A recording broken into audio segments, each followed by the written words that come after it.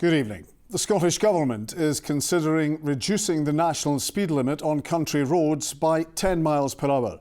The Transport Secretary announced a public consultation this morning. The proposals would see the current limit of 60 miles per hour on single carriageway roads drop to 50. However, the current 40 limit for HGVs would also be upped to 50, in line with England and Wales. Ministers say they're trying to make Scotland's roads the safest in the world by the end of the decade. Our reporter, Fraser Nicoll, joins us now. So Fraser, what's this about? Well, especially at this time of year, John, it's country roads that can be the most treacherous with icier conditions and lower visibility. Many drivers actually choose to drive slower anyway, but the Scottish Government announced this morning it's now actively considering reducing the national speed limit on single carriageway roads like this one from 60 miles per hour to 50 miles per hour. And they've been quite unapologetic about all of this, saying it's about saving lives on Scotland's roads. In rural Ayrshire, most roads around here are 60 miles per hour. And on Scotland's country roads, collisions are more common, people's injuries more serious and accidents more deadly. But would a lower speed limit help improve road safety? Yeah, kind of agree with it, especially with the amount of accidents happening right now. There's been a few around here. Sometimes you're in a rush and that, and then the roads are like clear. Usually in these roads, so. Driving for 50 odd years and the driving is getting worse. I feel like a lot of people don't really pay attention to the speed limit. So the bottom line is, regardless of them bringing it down or not, there's still going to be people that speed. That'd be absolutely fine. Maybe save some people getting knocked down in crashes. The Scottish Government's consultation is asking the public for their views.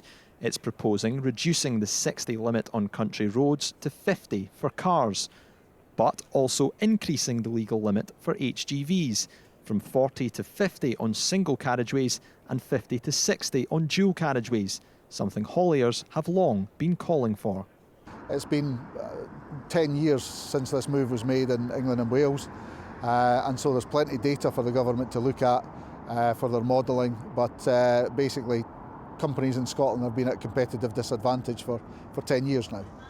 The Transport Secretary says reducing the limit for cars would make Scotland's roads safer, but opposition parties say this could be achieved by improving infrastructure. I think it's just crazy trying to reduce the speed limits on our single track roads down to 50 miles an hour. It already takes motorists a long time to get around some of our rural areas, and this is just going to make it far worse. This is evidence-based. We're not the only country that's looking at this. Ireland's conducting a similar review as well, and we know that the real concerns are single carriageways, and that's where we want to make the difference. So sometimes you have to do challenging things to make a difference, but if the difference is saving people's lives, I hope the public can respond positively to these moves. 155 people died on Scotland's roads last year, and suggestions are that's risen this year.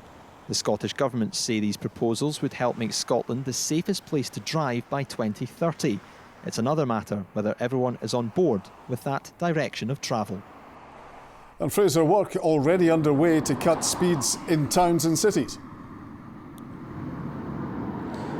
Yeah, this comes on top of plans to reduce the speed limit in more built-up areas from 30 miles per hour to 20 miles per hour by the end of next year. That's now with local councils to put in place. And although this consultation is separate, it's all part of the same drive from the Scottish Government to halve the number of road deaths by 2030 and to halve the number of people seriously injured on Scotland's roads by 2030. The Transport Secretary telling me this morning that this move around the 50 mile per hour limit alone could save 18 lives per year. She's now actively encouraging people to take part in the public consultation.